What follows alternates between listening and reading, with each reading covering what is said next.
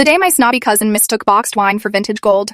Have you ever met a self-proclaimed sommelier who swirls their glass like they're trying to hypnotize the grapes? My cousin, Preston, is insufferable. He comes to every family barbecue wearing a scarf indoors. He refuses to drink beer. Instead, he brings his own bottles of rare imported red wine and lectures us about mouthfeel and tannins while we're just trying to eat our hot dogs. He always says things like, "Oh, I only drink wines from the left bank of the river. You guys wouldn't understand the nuance." Last 4th of July, he brought a bottle that he claimed cost $300. He made a huge show of opening it. I decided today was the day. I took his fancy bottle into the kitchen to let it breathe. I poured his wine into a pitcher and hid it in the fridge. Then, I grabbed a box of the cheapest, sweetest, supermarket red wine my grandma uses for cooking. I funneled that $5 juice right into his expensive glass bottle. I walked back out and poured him a generous glass. Preston holds it up to the sun. He swirls it for, like, a full minute. He sticks his entire nose in the glass and takes a deep breath.